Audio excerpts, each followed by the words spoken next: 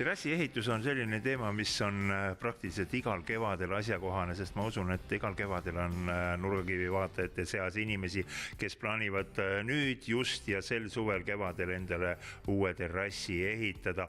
Ning alustame teemat kinnitusvahenditest ja meie väga hea koostööpartner on SV, kelle juurest ma ikka ja alati kruvi konsultatsiooni saan ning terrassikruvid on SVL olemas spetsiaalsed, ta on kohe peale kirjutatud, klassikaline terrassikruvi ning tegemist on siis spetsiaalse korrosioonikaitsega süsinikterasest kruviga, mille puhul aga tahaks soovitada, et seda tüüpi kruvi sobiks kasutada laudade puhul, mis on 85–110 millimeetrit laiad ja circa 3–3,5 meetrit pikad.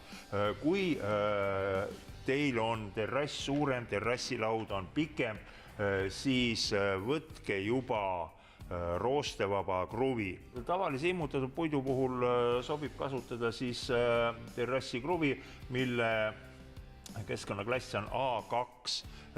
See peab piisavalt hästi vastu sellise tavalise terrassilaua puhul ja ühte asja ma tahaksin teile veel, kallid terrassiehitajad, soovitada. Nimelt minu meelest ei ole väga hea, kui te kruvite terrassi otse ülevalt alla sisse.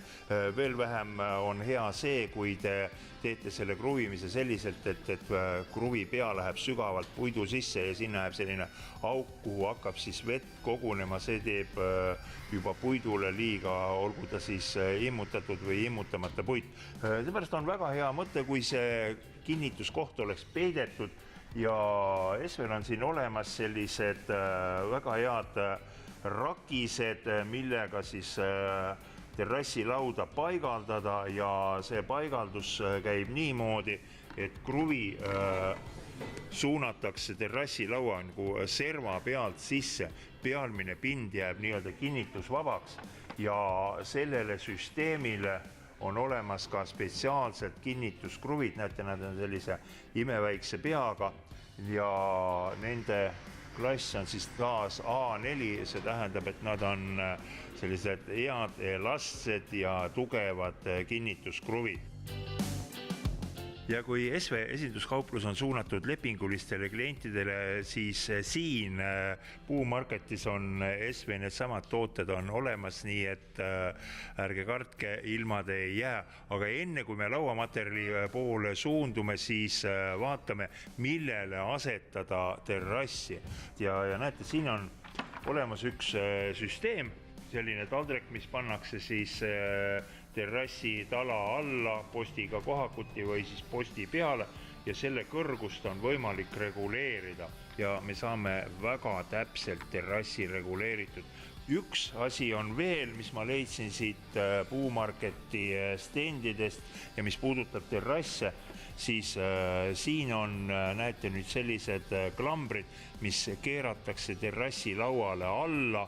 Laud jääb alust alaküljest lahti, sealt saab niiskus välja kuivada ja praktiliselt ülevalt alla meil mingit kinnitust ei ole. Ning nüüd liigume edasi siis terrassilaua stendi juurde. Ja kui me nüüd seda terrassilauda stendi vaatame, siis tuleb välja, et ka siin on need valikuvõimalused suured ja kui valikuvõimalused on suured, siis on nad ka keerulised. Alustame ülevalt kõigepealt lehis, väga hinnatud terrassimaterjal, kuna ta on immutamata, aga ta on niivõrd hea loodusliku vastupidavusega niiskusele ja kadunemisele, et sisuliselt me saame sellise ökoterrassi sellega.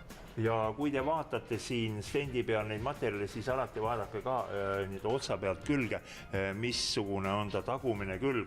Seepärast, kui me läheme allapoole, näete, ja siin on taga sellised soonekohad sees, see tähendab, et need on spetsiaalsed kinnituskohad, ta käib spetsiaalsete klambritega talade külge kinni.